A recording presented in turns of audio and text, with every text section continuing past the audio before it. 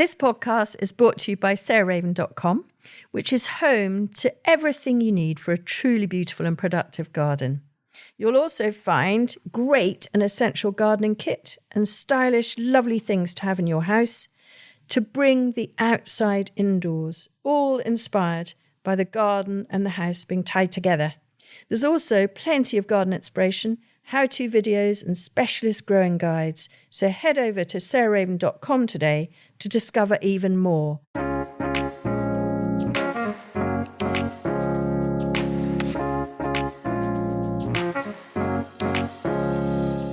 Welcome to Grow, Cook, Eat, Arrange, the podcast of me, Sarah Raven, and various different gardening guests who I hope you will find as fascinating as me. And I know you will today because I'm joined by a young man, I can say that, in my 60s, called Joe Clark.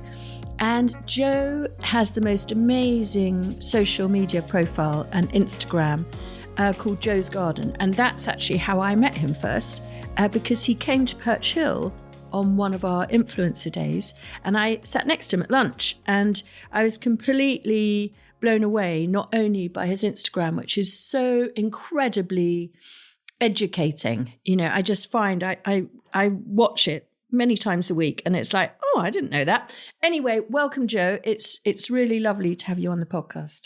No, thank you for having me, Sarah. Can I just say that when I came to Perch Hill, I believe it was early October last year, it was one of the best days I had. It was one of the very few, probably one of 10 days of sunshine we had last year. It was really hot. It was just lovely to meet you. Yeah. It was really hot in that lovely sort of greenhouse setting. And we had the most amazing meal and a lovely chat. And it was amazing to meet you. And thank you for having me back to have a chat on the podcast. Oh, no, not at all. Well, there's so many things we can talk about. So Joe primarily grows vegetables, but we'll come on to that. But Joe, will you tell us a little bit about your history, how old you are now, but how long you've been gardening and why you've got into the gardening that you have? Yeah, so I think my introduction into gardening isn't too dissimilar from quite a few people. So I was incredibly fortunate. I grew up next door to my grandparents and my great-grandmother, so my nan's mother.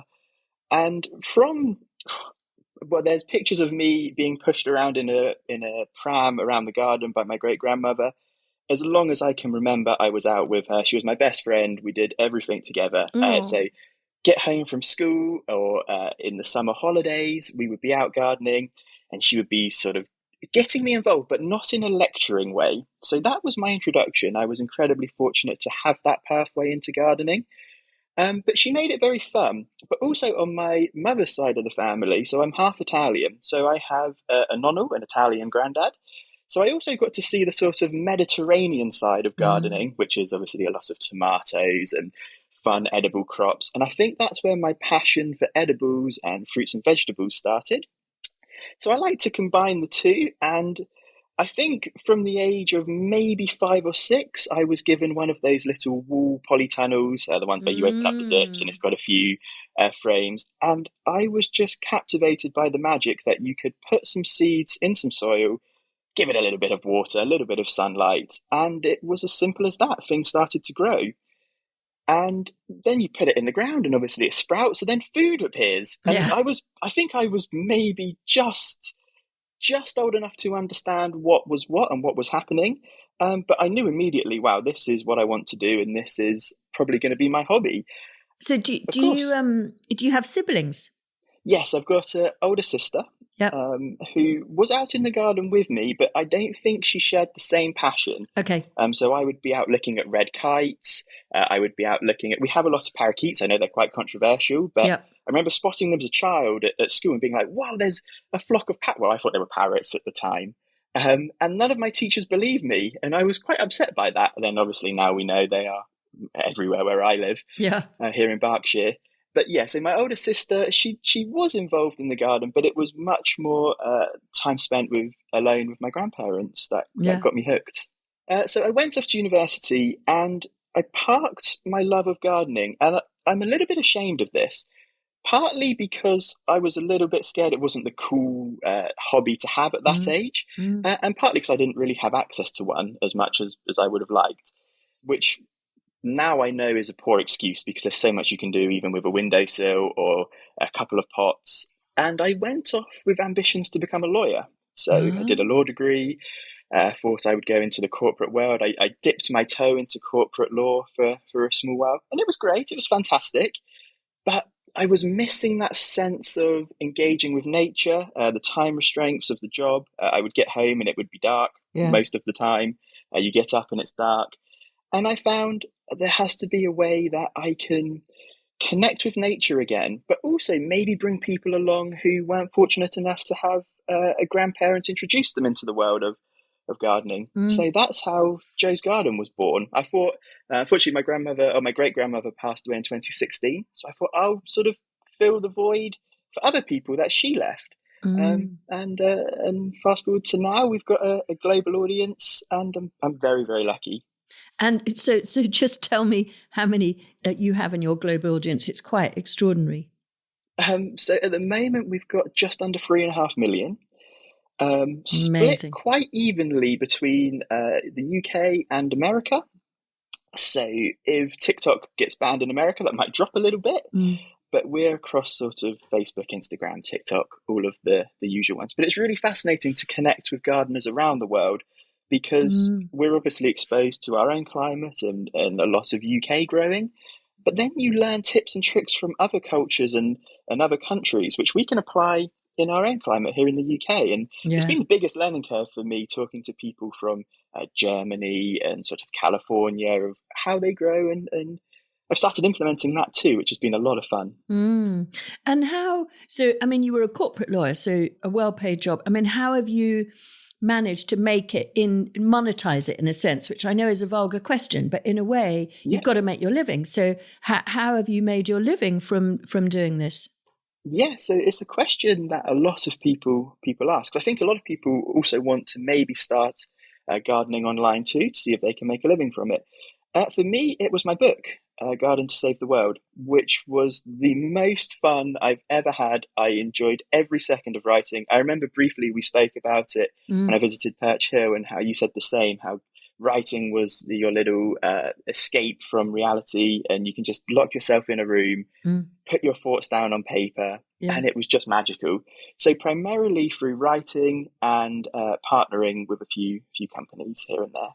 Okay, great. So now, where are you based now? So I'm in Berkshire, just sort of outside of Ascot. We're right on the Berkshire-Surrey border, so down in the south of England. And how much ground have you got there? So I'm very lucky. I do have an allotment, although I had to wait about 5 years to get access to it. But it was well worth the wait.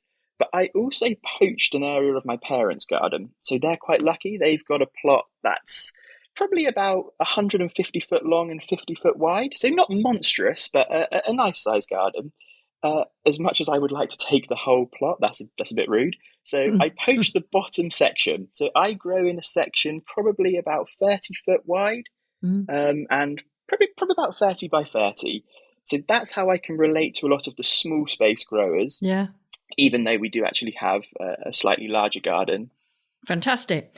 And then you've got your allotment to add to it.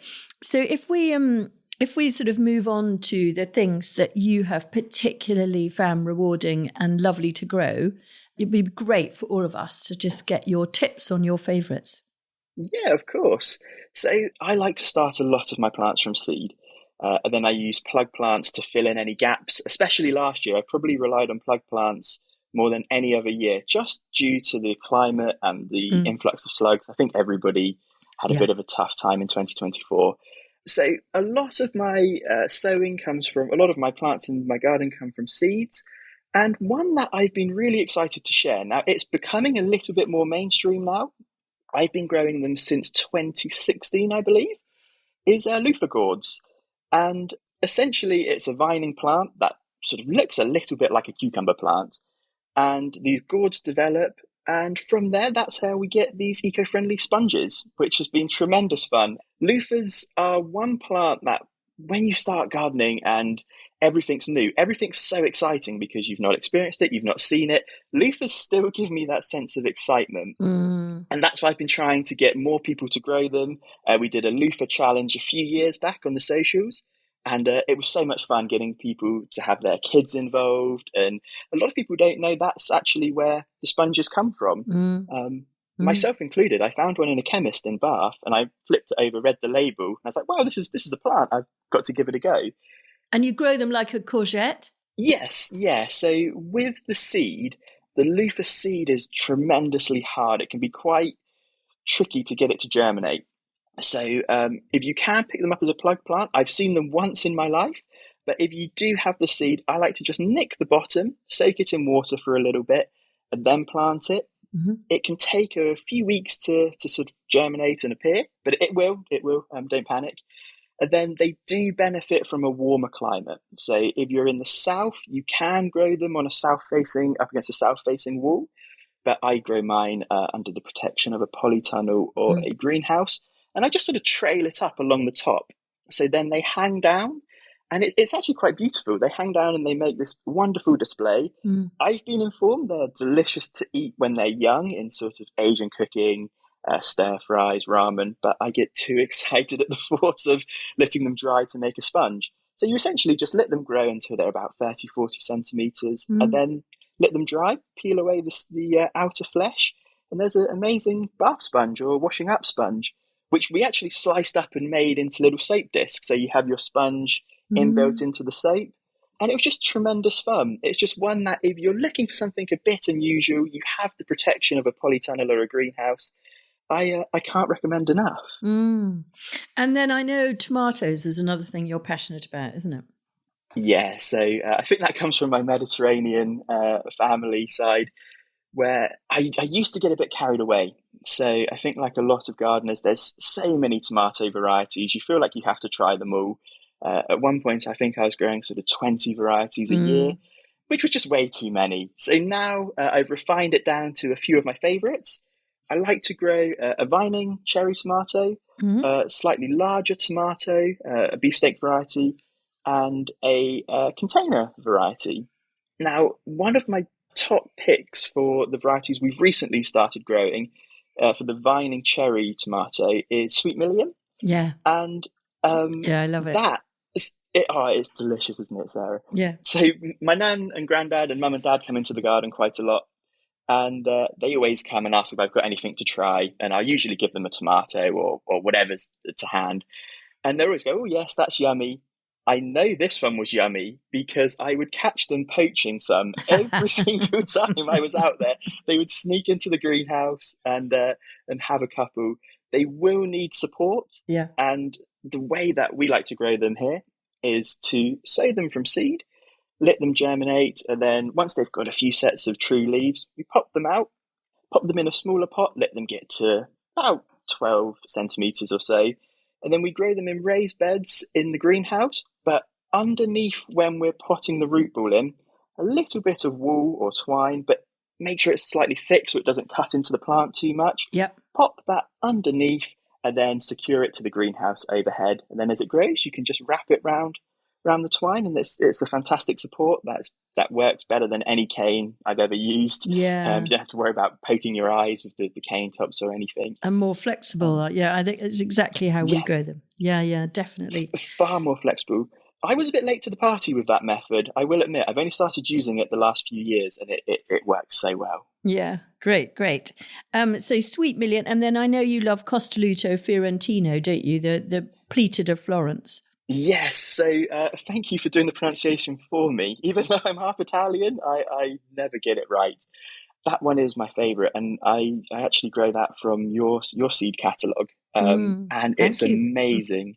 No, you're welcome. Thank you for providing such great options. It's amazing. It's one tomato that I recommend for anybody who you're not going to find it in the shops. Yeah. Or you'll really struggle to find anything similar in the shops. So it's got these lovely sort of ribbed edges. But when you slice it, I call it sort of the Wagyu beef of the tomato world. Yeah. So when it's sliced in, it has that lovely marbling of the flesh throughout the whole tomato. We found it quite a simple variety to grow too, which always helps. But for me, it's one of the most delicious summer snacks. Little bit of toasted sourdough, fresh garlic clove, rub that over it. Slice your tomato in sort of semi-thick chunks, centimetre or so. And if you've got some to hand, fresh basil, sprinkling of salt and pepper, and it's one I'm looking forward to this year for sure. Can't beat it. And then what about hardier things? So if people don't have a greenhouse, what are your sort of favourite hardy edible crops? Yeah, so one crop that is probably, it's a big statement, but probably one of my favourites to grow has to be garden peas. Yeah. I love peas. We grow them outside every year, and this year we've actually started growing them. So I have 2 raised beds side by side and an archway going over the top, and we've started growing them over the archway as sort of a nice floral display to walk through. My favourite variety, and sorry if I get the pronunciation a little bit wrong, I've heard a few ways of saying this, is Blauwschokker. Mm-hmm. I've been growing that for a while now. It's become very popular in the last few years, and the reason why I absolutely love that variety, for me, is I don't miss any of the peas when they grow, because it grows with this beautiful floral pinky purple flower, which is stunning. It looks almost like a sweet pea. And then the pods themselves are the same colour. So they're a purpley colour rather than a green. So when you're harvesting, you can see them and you don't leave any in the middle, where a few weeks later you come back and there's this monstrous pod right in the middle. I'm sure we've all done it. But we also find with the raised bed archway, because the archway is slightly elevated, so the archway is about 6 foot, we plant them either side and they just about meet in the middle. So it makes a perfect floral archway. If I'm not mistaken, Sarah, did you mention when we spoke at Perchville that you use the pods and the flowers in your cut flower displays? Yeah, a lot. I absolutely love doing the mix. And what I do is I get a mix of the flowers and the pod, and I get a very sharp knife, and some of the pods, I just take one side off, so you see the brilliant, beautiful, vivid green against the purple pod. So you've got the green of the peas inside, and then the purple of the pod, and you get that fantastic contrast. And I use that a lot in flower arranging. Yeah, I love them. I imagine you get quite a few comments on that, because it's a little bit unusual. You're not going to see it in many other displays. No, I absolutely love it. I mean, I do find them quite starchy, so I would say Nairobi is my favourite pea for the sweet, sort of absolutely burst in your mouth kind of pea flavour. But definitely Blauwschokker is a cracking variety for its kind of ornamental edible crossover. Yeah, no, you're completely correct with the starchy taste of starchy nature. We actually use them a lot in vegetable fritters. So with your leftover vegetables, keep them in the fridge and then get some Blauwschokker peas, mush them up, and they almost make sort of little burger vegetable fritters, and it's absolutely delicious. What a good tip. But I've got to admit, I have started growing them more as an ornamental than an edible, because they are just stunning. And then we quite often let some dry out, and they've been a real hit with the birds, mainly the local pigeons. But hey, everything's welcome in our garden. Yeah, absolutely. And another unusual one that I know, maybe you're inspired again by your Mediterranean heritage, but the Cape gooseberry is another plant that you grow, isn't it? Yes. So this one's a little bit of an unusual story. I had a packet of Cape gooseberries and I was slightly hesitant to sow them. I thought, well, maybe I've got a bit ambitious here. Maybe our climate's not quite correct. It's going to be one of those seeds that I sow and nothing happens. And as you know, when you're out sowing, you've got the radio on, you've got a podcast on, you're just in your own little world. I had my tray of compost, and somehow the packet of Cape gooseberries must have got mixed in with my compost. I didn't realise, and put the compost tray back outside. It got wet in the rain, and a few weeks later, there was probably 40 little seedlings appearing, and I knew it was something. It couldn't have been weeds, and sort of dug through, and you could see the packet just enough to make out that it was Cape gooseberries. So I thought, right, let's prick them out, potted them on. And I grew them in pots. I think it was sort of 5 to 8 litre pots, so they weren't that big. And just lined them up in the greenhouse. And I actually put a few outside, but this was 2020, so we had a lovely, lovely summer. Yeah. So normally I keep them in the greenhouse or the polytunnel. And to my surprise, they grew. And not only did they grow, they fruited vigorously. I ended up with almost bucketfuls. Wow. And it's a crop that meets my requirement of being expensive or hard to find in the supermarket or the shops, but actually quite surprisingly easy to grow at home. I think last time I went to the supermarket, they were nearly £4 or £5 a packet, and you got 5 or 6 in there. And we were getting 30 or 40 per plant. So they were tremendous fun, and one I highly recommend if you just have a little corner of the greenhouse that you can put a few small containers and just grow them, and you might be surprised what happens. Fantastic. And then I'm alternating between the things that require a greenhouse and the things that don't. So tell me about dill, which is, I know, another plant that you're passionate about, for nature mainly. Yes, so dill, pickling and preserving is a new passion of mine. A little bit late to the party, but I've really been getting into it. So obviously dill is a vital component of a lot of pickling and a lot of cooking. It makes fantastic dips and sauces too. But I actually grow it more for the wildlife and beneficial insects it brings into the garden. I sow my dill direct. It's one plant that I always try to sow direct where possible, and then just thin it out. So there's a few inches between each plant. Let it grow up. And last year when I was writing the book, I wanted to do a wildlife count to see what's attracting what into the garden. And dill actually came out on top in my plot for attracting ladybirds, hoverflies when it runs to flower, over the top of the flowers, and just bringing in all that beneficial life into the garden to hopefully help keep the unwanted visitors down a little bit. But also it looks stunning when it's gently blowing in the breeze, that lovely acidic green colour. It's a real favourite. So not only does it have the edible purpose, which I'm sure we all know and love, but then also it has the purpose of bringing in the beneficials, and also just it looks aesthetically nice in a vegetable border. And it's a fantastic cut flower. So it's really wonderful and lasts for ages in water, actually. I should about to say so. Does it last? Is it a good one to last in the vase? Yeah, really good. So I see the stem ends literally just popping them into the stem end into boiling water for just in, out, and into cold water, and I think that helps a bit. But you can get it to last 10 days in the vase if you keep it cool. And just as you say, I'm mad on it because not only will you see ladybirds all over it, but you'll also see their larvae. And it's quite a good game, actually, trying to count how many ladybird larvae you can see in a little, a metre square of dill patch.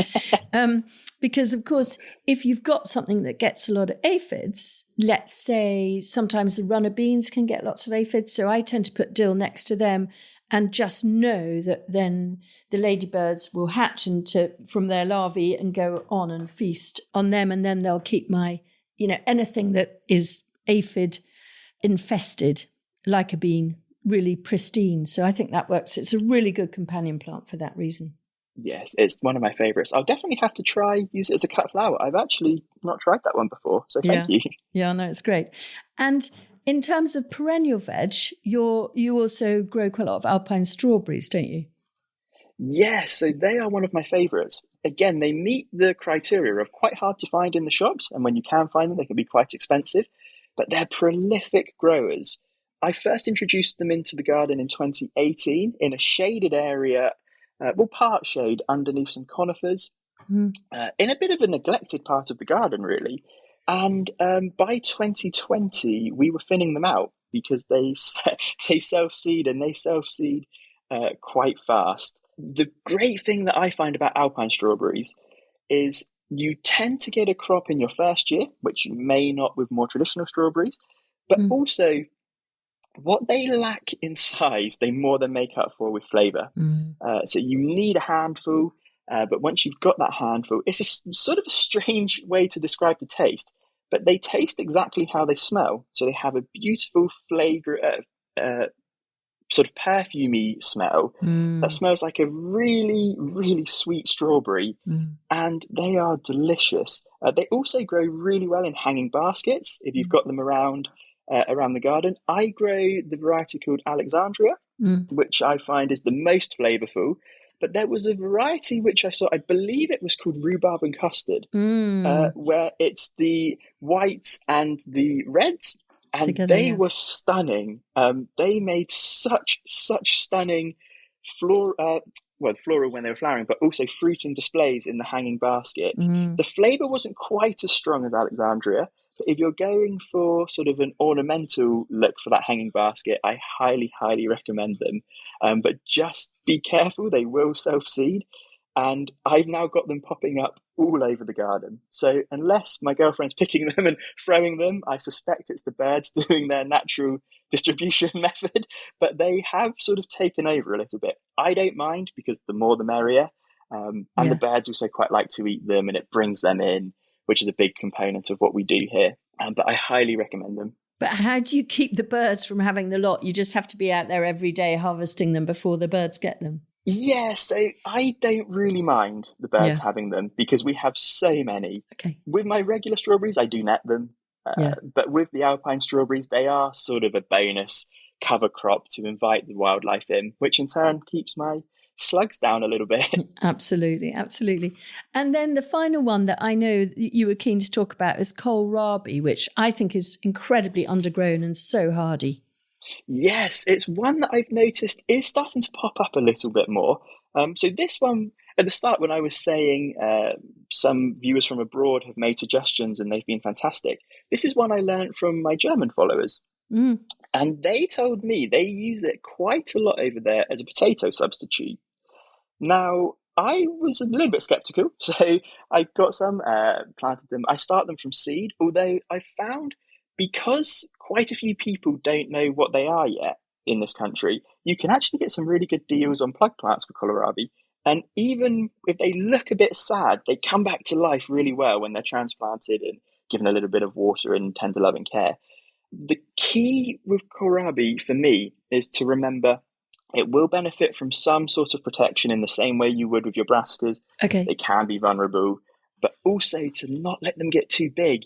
They're delicious when they're no larger than a tennis ball. Okay. And if you're eating them raw, so I really, really like raw vegetables. I can be spotted eating runner beans and everything raw. I much prefer it raw than cooked. And it's another one that's amazing, chopped up in salads. But also, it does work well as a potato substitute. So I'm on a bit of a diet this year, and it's my plan for the summer to incorporate it into mash.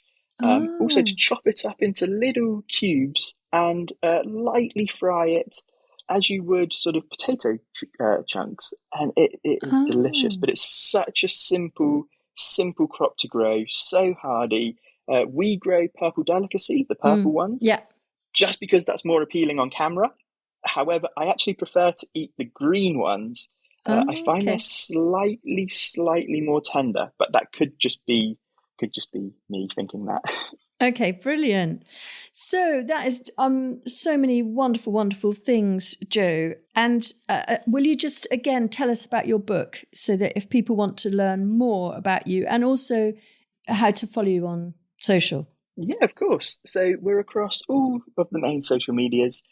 Just Joe's Garden, and we'll come up straight away, hopefully. And the book was a real passion project. It's called Garden to Save the World. It's a feel-good guide to growing your garden and yourself.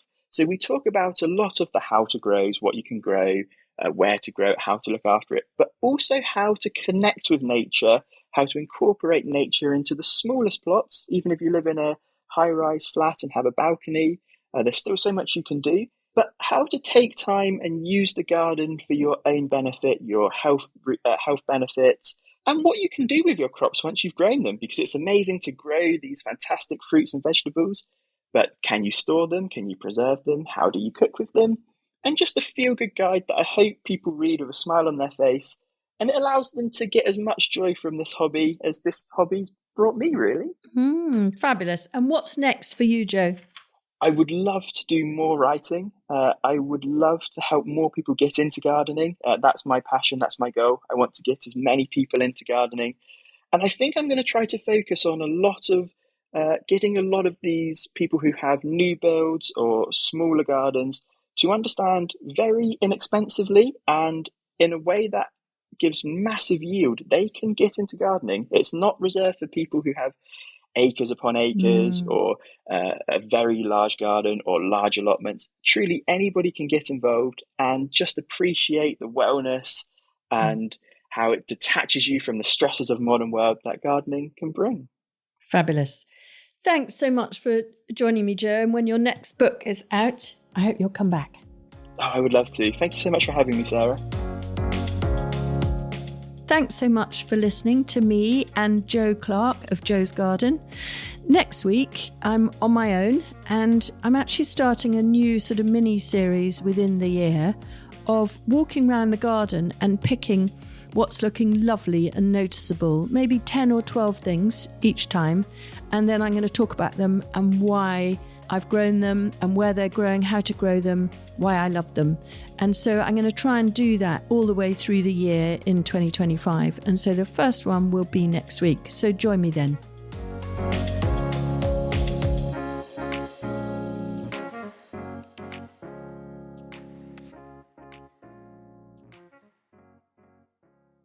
You can find more information, photos and advice sheets on all the plants and recipes we talk about on this podcast by heading to the show notes or at sarahraven.com/podcast.